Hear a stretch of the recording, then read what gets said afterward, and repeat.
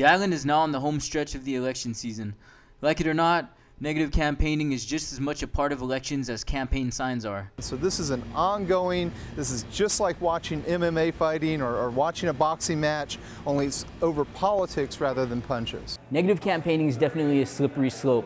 While there aren't any set-in-stone guidelines as to what issues are off limits and what issues may be fair game, a good rule of thumb is you should definitely have your ducks in a row before going that route. Saturday's Pacific Daily News featured an ad from the Calvo Tenorio team criticizing Carl Gutierrez's track record as governor. The ad quotes a story from the PDN on October 8, 2005 about Gutierrez's chief of staff Gil Shinahara's court proceedings. The quote, attributed to presiding Judge Alsup, reads, "The government of Guam has a reputation of running more like an organized crime organization than a government organization." But the PDN was wrong at the time. Judge Alsup never said that. In fact, the newspaper printed a correction to that previous story in which the quote first ran on October 28, 2005. The paper correctly attributes the quote to U.S. Attorney Jeff Strand. Strand's office was prosecuting the case against Shinahara. Not only is the quote in Calvo's ad incorrect, the date on which it was sourced is also inaccurate. The ad struck a nerve with Gil Shinahara, prompting him to buy a large ad in today's paper. Shinahara's ad looks to dispel the slightest connection the Calvo Tenorio campaign may have been making about government corruption involving Shinahara. The quote in the ad mentions Gil Shinahara and organized crime.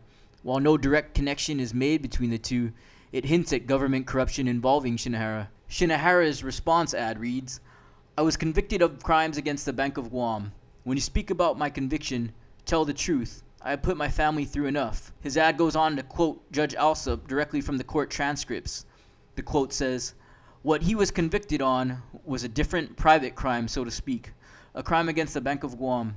But I want you to remember, all those of you out there, especially the members of the press that might be reporting this, that the jury acquitted Mr. Shinahara of any and all public corruption counts." Shinahara has served his sentence for this personal crime and is currently trying to move forward with his life. And while these back and forth exchanges between candidates are nothing new, ultimately it is up to the voters to decide how much influence these attacks hold. Advertisements are providing information that affects that influence process. News media stories influence that process. All kinds of things will influence it. And so what has to happen is when a person walks into the polling booth, they make that individual decision and they come up with their own conclusion because no one else is there. With less than a month until Election Day, the campaigns will continue to get even more heated. Keeping it local for Guam News Watch, I'm Kristen Pinko.